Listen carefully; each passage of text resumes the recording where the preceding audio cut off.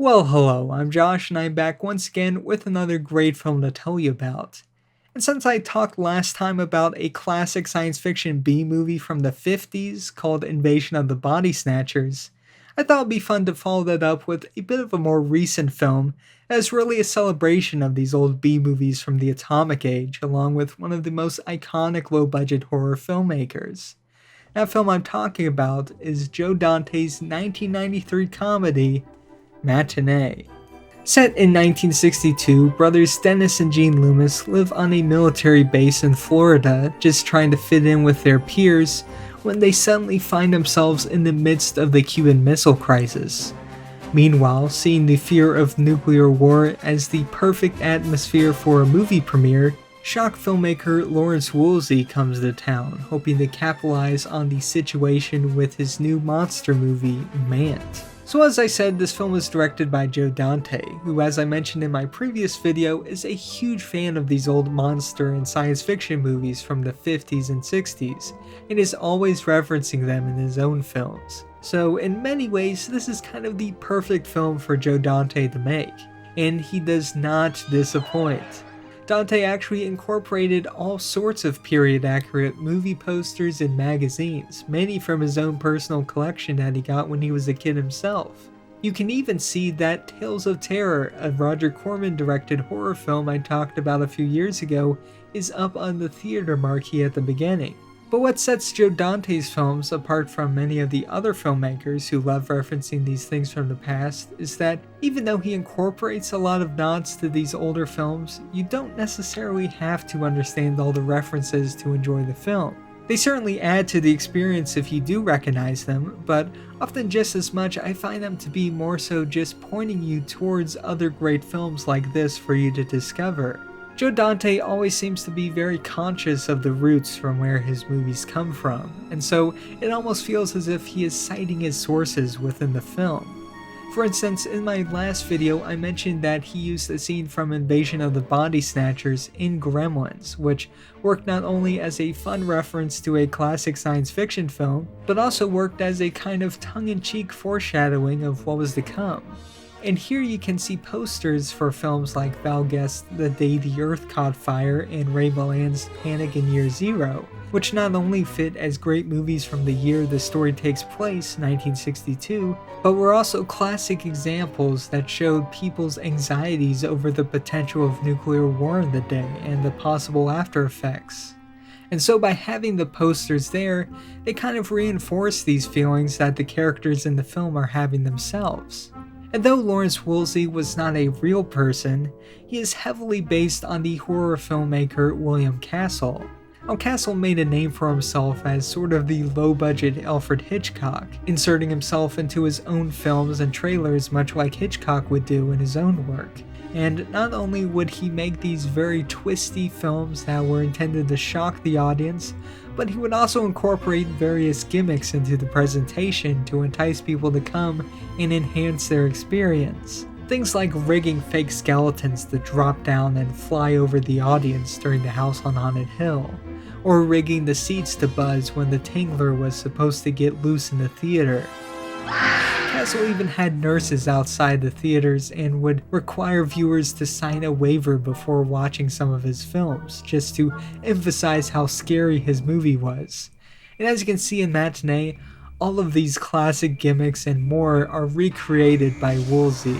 Dante even reshot some of Castle's iconic introductions with John Goodman as Woolsey as a further nod. But the filmmakers make a very clear choice to not use Castle's name and make Lawrence Woolsey only a Castle-like character, which frees him up to take some necessary liberties to incorporate him into the story without turning it into a William Castle biopic. You see, as much as they recreate William Castle's gimmicks and screen personality, they still needed to do some slight tweaking to help him fit the mold they needed for this story. So though William Castle did make many low-budget horror movies, the only monster movie he would have made by this time was The Tingler, which did not have the atomic age and nuclear radiation as a theme, and so Dante instead looked to films such as Them, Tarantula, and The Fly to inform Woolsey's latest film, Mant. And one of the things I love about this movie, man, is that since it still has to play in the background even while it's not the focus on screen,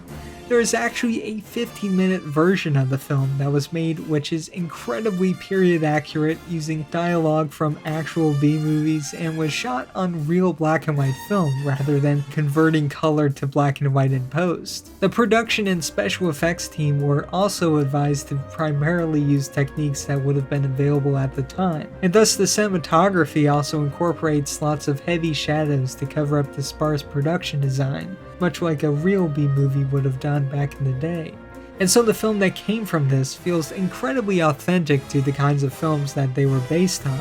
Though since this was meant to be seen through the children's perspective, Dante resisted the urge to make the lack of budget too obvious and funny, so instead of playing the B-movie completely for laughs, as if it were made by Ed Wood, And cut. Perfect. he makes a point to take it somewhat seriously, even casting actors Robert O'Cornwaith and William Shallard, who frequently worked in these very films, and had them act just like they would have done in the day, rather than do it tongue-in-cheek. And once again, to go back to Invasion of the Body Snatchers, you will very likely recognize Kevin McCarthy, who played the lead in that film as the general in Mant. Like I mentioned, he was one of Joe Dante's favorite collaborators, and was cast in nearly all of Dante's films up until his death in 2010. And that's not the only film within the film that's shown here. Dante also creates a very Disney-esque film called The Shook-Up Shopping Cart, about a man who is transformed into a shopping cart.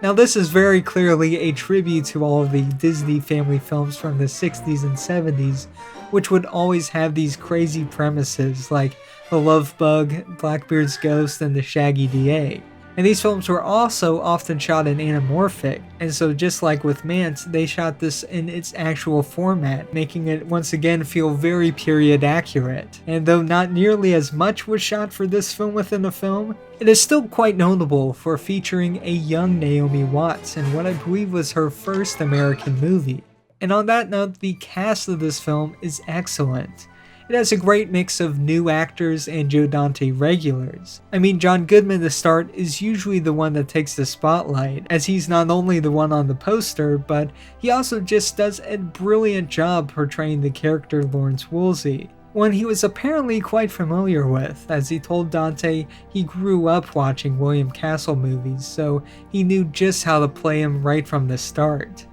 And what I love about the character is that, like William Castle, Woolsey really does have a passion for making movies and creating a great theater experience. So though sure he would use a lot of gimmicks and tricks to get people in that might make you think he's more of a shady con man, he approaches it all like a magician giving the people a show, which is something we really don't have much of an equivalent to in movies anymore, so it's pretty fun to get a kind of behind the scenes look at how all of that would have been done. And along with Goodman, you also have Cathy Moriarty, who plays Woolsey's girlfriend Ruth Corday. Moriarty is probably best known for her role as Vicky LaMotta in Martin Scorsese's Raging Bull, and she does a great job in this film as the apathetic actress who goes along with all of Woolsey's schemes, but is always quick to respond with a funny one-liner. And the rest of the cast is fantastic as well, and though I don't have much time to go into each and every one of them, Simon Fenton does a great job as Gene Loomis, the one we really see the film through. Jesse Lee Sofer plays his brother Dennis, and Omri Katz, probably best known as Max from Hocus Pocus, plays Gene's friend Stan. Lisa Jakub plays Sandra, and Kellie Martin plays Sherry. And like I said, you also get some great Joe Dante regulars in this film as well, like classic TV and film actor Jesse White, Robert Picardo, Belinda Belaski, Dick Miller, and even John Sayles, who, as you may know, wrote two of Dante's early films, Piranha and The Howling, and has since gone on to direct classics of his own, like a film I've talked about on this channel, Matewan, along with his western neo-noir Lone Star. And like most of Joe Dante's films, Matinee has a wonderful score by the great Jerry Goldsmith, who composed the music for tons of classics from Chinatown to Alien. And here he creates this perfect feeling of nostalgia while also echoing the humor, excitement, and tension that comes in the story. And you may also hear a few cues from classic sci-fi and horror films like It Came from Outer Space and Creature from the Black Lagoon, which are used throughout the film's soundtrack, and further creates this kind of playful discourse that this film has with the movies of the past. Sadly, though this film got very high acclaim upon release, getting thumbs up from both Siskel and Ebert who really loved it, it was far from a commercial success when it came out. Dante recalled that it was kind of a miracle that the film was made in the first place, and upon screening the finished product, the studio said they had no idea how to sell a film like this, which was both funny and nostalgic, but with an underlying tension beneath the whole thing. And since they didn't really have much faith in the film to begin with, they didn't really give it much of a chance. Thankfully, however, the film has gained a loyal following over the years, and though it's still one of Dante's lesser known movies, it has gotten a lot of love lately on home video. And given the recent popularity of film, TV, and video games which explore the atomic age, like Christopher Nolan's Best Picture winning Oppenheimer, along with the success of the Fallout video games and recent TV show, it is the perfect time to check out this wonderful film. So if you'd like to watch Matinee, it's available from all the usual places online as a rent or buy option, and physically it's available in a very nice Blu-ray like this from Shout Factory. And as a matter of fact, I believe a 4K upgrade of this came out quite recently as well, which turned out to be pretty timely for this video, so it's really never been a better time to check out this one if you never have.